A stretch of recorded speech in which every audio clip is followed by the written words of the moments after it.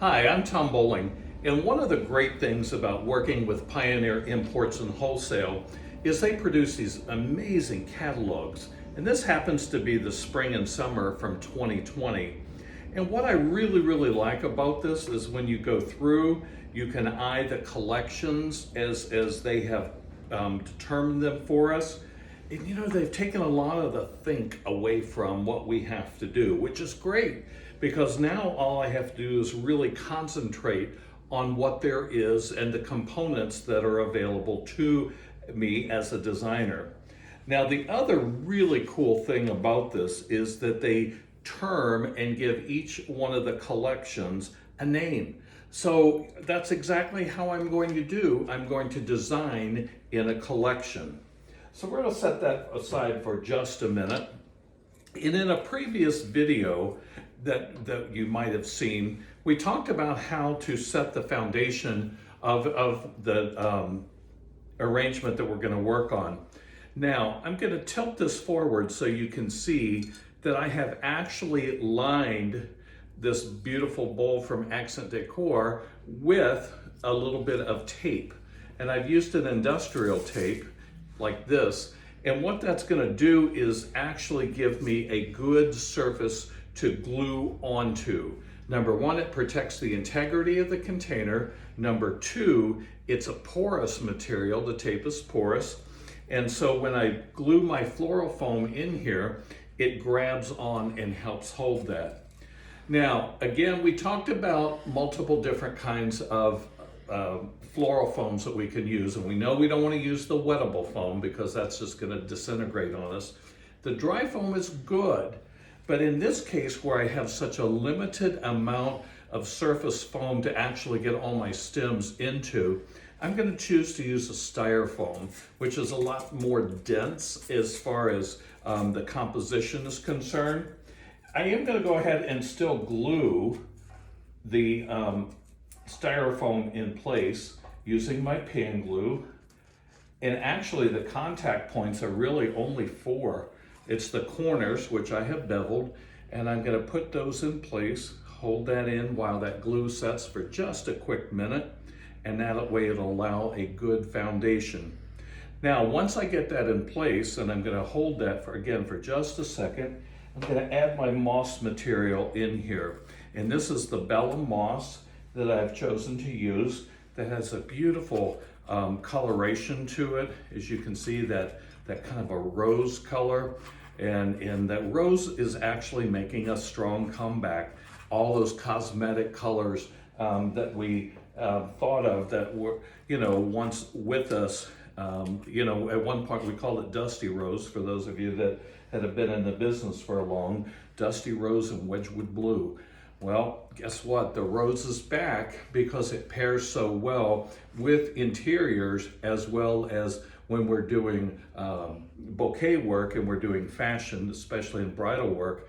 Anything in cosmetic colors, the peach tones, the warm parchment colors, anything along that line just goes well with the skin tone. So now I'm ready to go. And as you can see again, that we've left the center wide open to accommodate and to allow us to put our materials in without fighting or hitting those pieces of moss. Now, I'm a Garland guy. I love to use Garlands just because they're quick and they take, they cover a lot of surface very quickly. So this is the eucalyptus, and it has a frosted look to it, as you can see the foliage here, and it's actually printed on here. So it gives it a real nice dimension to the leaves itself. So I'm going to open those up. I don't want it just to race down here. I want it to kind of meander our eye through the composition after we're completely finished. So I'm going to give that one a little bit of a twist and a bend to bring the leaves back to the surface and back to the viewer's eye. I've got my stems left over from a previous project, because we don't throw those stems away, that I'm going to make into hairpins, and I'll show you what that looks like. This is the stem, as you can see, just a piece of leftover wire. And now I'm going to bring that together to make a hairpin where it looks like a U. Put those kind of squeeze the ends together and then put that into the foam to pin that in place. Real quick and easy. So that's what I'm looking at, because labor is important and we want to be able to generate multiple pieces of permanent arrangements in a fair amount of time. So I'm going to start by using my hydrangea, and if you notice, I'm going to dip that into my pan, glue, and get that into place. Now I'm working at the edge, and a lot of people often start in the center and then work their way out. I'm kind of the opposite. I start at the edge and work my way into the center, just to give me a little bit more dimension in the work. I'm going to use those leaves. Here again, we have leftover leaves, but they're not left over.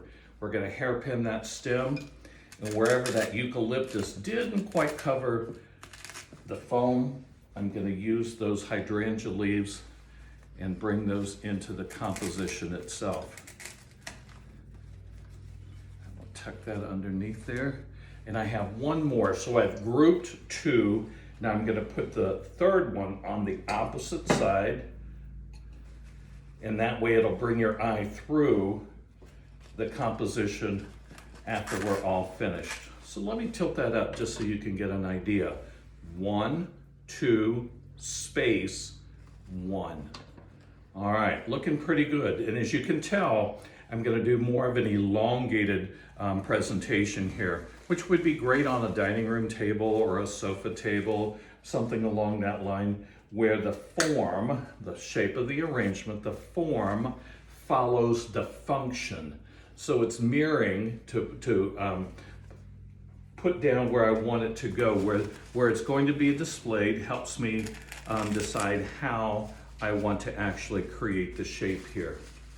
So there we go, that dinner plate dahlia, so beautiful, just spilling over the edge, because that dahlia would, if it were a fresh dahlia, would be so heavy, it would just fall over. So here we go. Let's put another one in.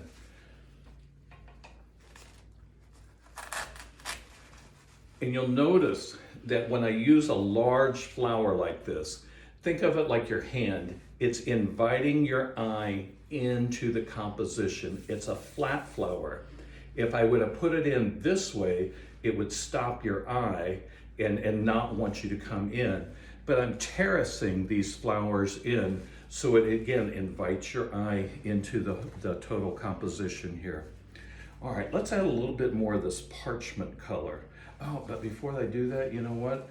I'm gonna work with these ranunculus. Are those not splendid? Nice and full. They come in different sizes, which I really, really like. I think it's super important that when we're doing permanent work that we try to get as close to nature as we possibly can. Let's put a little bit of glue on that one. Let that kind of have its own look to it. In a previous video, I shared with you the fact that you can hairpin the bottom, hold that hairpin in place when you're inserting. Once you let it go, it springs open, and that way then that dahlia or that ranunculus is going to actually stay in place. Here I'm going to use a little bit more of the natural foliage on here. Tuck those in deep. And what you'll notice is that I'm actually balancing the color of these large dahlias onto the opposite side. So it takes more than just 2 placements, because these are so large and these are a little bit smaller. It's going to take more just to give the visual balance.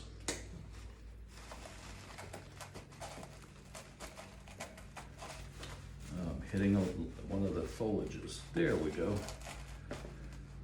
Again, tilting that up just so it's growing to the sun. All right, now it's time for some of the parchment hydrangea here. We want to mix the textures and the forms together, so when we're doing compositions. We want to make sure there's enough variation. And I think we're going to get that, even though we've already used the hydrangea one time. It still works, giving us those nice forms. All right, let's turn around just a little bit here and bring in some of the peonies. Now that peony is the same color, so I want to make sure that I take the price tag off. Going to slide that leaf up.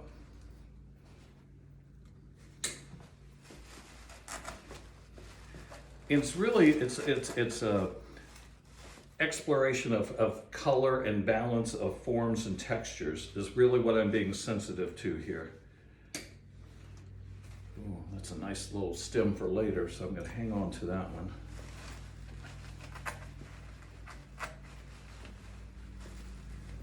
All right, looking pretty good here. Add a little bit of contrast.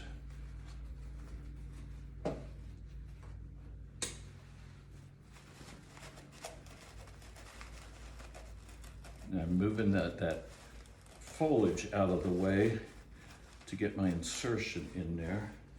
And let's bring one to the opposite side here. Looking pretty beautiful.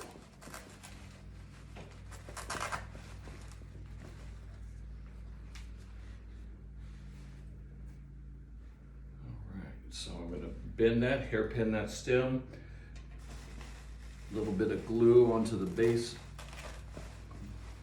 get that in place. I want to give some more dimensions, some more volume to the work here. So I have these sweet little marigolds, and they're in that soft rose color. I'm going to get rid of that foliage just because I don't need it where it was too low to the insertion. Add that in. This one has two, so I'm going to leave that, but I'm going to separate them so you can actually tell that the customer is buying two instead of just one. And once again, I'll bring the last one onto the opposite side. All right, it's coming together quite nicely, but I want to add some fun textures. And texture is the way that something feels or appears to feel. So I'm going to use these grasses just to give it some looseness and some airy quality about it. And then of course we have the actual grass material. So I'll add those in as well. Open that up just a little bit. I don't want it shaggy looking, but I would like to get a little bit more looseness to it.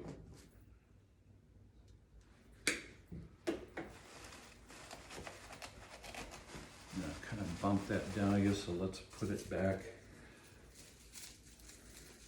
And then this gorgeous olive. I like the fact that it's a stem, it's not a bush. So I can take it, it has 1, 2, 3 easy placements on it that I can dissect that and get multiple insertions. Now in another video, we're actually going to talk about pricing and how do we price permanent versus fresh, and you know, what's the difference? And you'll see that there actually is a little bit of difference in here, that it takes us a little bit more time to create a permanent composition, so we're gonna get rewarded for that. Find my phone here, my finger's searching for the surface of the styrofoam. There it is. Again, let that kind of bend and take its own freedom. We'll dissect those. Right now that eucalyptus is just kind of hanging out in space by itself. I want to visually and physically unite that to the rest of the composition. So that's why I'm bringing the olive to actually meet it there.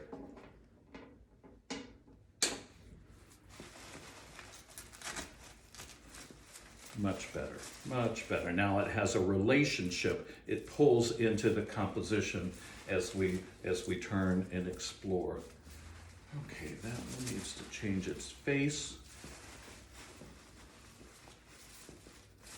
Give it a little bit more air to it. Again, beautiful dahlias. Those are so rich and so fabulous that it just grabs our eye, pulls it into the composition. Need just a tuck more moss. And that's the great part about mossing early, that you can add in and fill in those little holes at the very end, and you're not overcompensating for the material here. Notice I worked on one of the turntables. A lot of people do that. It's easy to actually rotate, and you can, look. One of the things I really encourage everybody to do, especially when you're doing centerpiece work, is sit down, look at it as the viewer is going to see it. And that way, when you're designing up here, it does have a totally different look than when you're looking into it from the side. So you could add into that some other seasonality if you wanted to change that, bring in some other colors into it. Gorgeous base. Again, the product from Pioneer Imports and Wholesale. Thank you so much.